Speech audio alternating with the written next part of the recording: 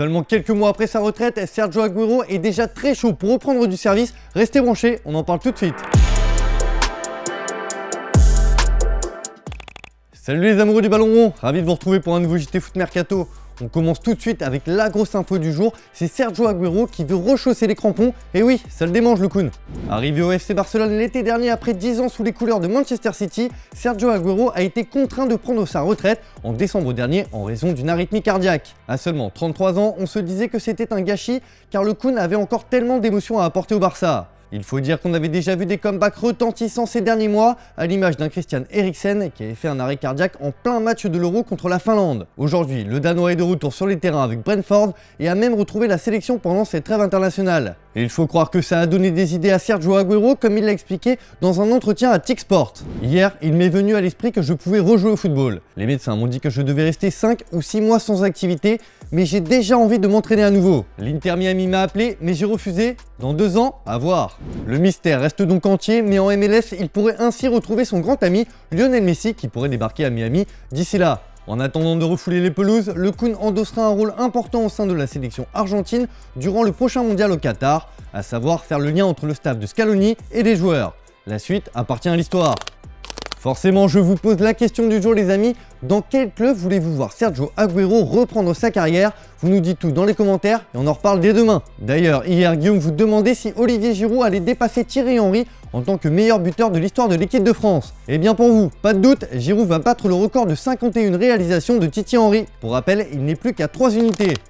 On passe à l'actu du jour, le nouveau classement FIFA vient de tomber et il y a du changement. En tête depuis près de 4 ans, la Belgique cède son trône. C'est le Brésil, auteur d'une superbe campagne de qualification pour le Mondial 2022 dans la zone Amérique du Sud, qui s'installe en tête pour quelques petits points. Pas de changement en revanche pour l'équipe de France, qui reste sur le podium avec ses 2 victoires pendant cette trêve.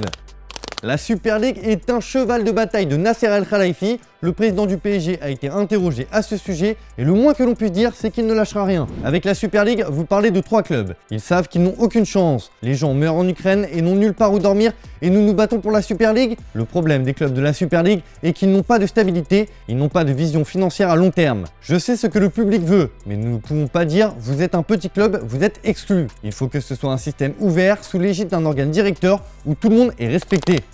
Ronaldinho était en France ces derniers jours et le Brésilien s'est confié sur les performances de Messi et Neymar au PSG et pour lui, rien d'anormal qu'ils aient été sifflés après la débâcle en Ligue des Champions. Je pense que ce n'est pas un problème Messi ou un problème Neymar. Les supporters n'étaient pas contents de ne pas pouvoir gagner la Ligue des Champions. Les 2 plus grands noms au PSG, ce sont Neymar et Messi, donc c'est normal que cela ait été un peu plus fort contre les deux. Mais je pense que les supporters sont mécontents de tous les joueurs, pas juste des 2. Mais c'est le foot et dans quelques temps, ça redeviendra normal. Enfin, c'est officiel, l'Olympique Lyonnais a annoncé avoir recruté le Brésilien du Shakhtar Donetsk, Tété. En raison de la guerre en Ukraine, les joueurs ont la possibilité de jouer pour un autre club d'ici la fin de saison. L'OL a donc sauté sur l'occasion pour s'offrir Tété, l'attaquant brésilien de 22 ans. Le joueur s'est d'ailleurs confié sur son arrivée en France. Je suis très heureux ici, je suis arrivé à l'Olympique Lyonnais qui est une grande équipe en France et en Europe et je suis sûr de pouvoir aider cette équipe de l'Olympique Lyonnais. Je suis un joueur de dribble, de vitesse, de finalisation. J'aime jouer sur le côté droit pour faire des passes et finaliser. Voilà, c'est tout pour aujourd'hui. Merci de nous avoir suivis, merci de votre fidélité. N'oubliez pas de vous abonner et on se retrouve dès demain pour un nouveau JT. Allez, bonne soirée à tous, bye bye.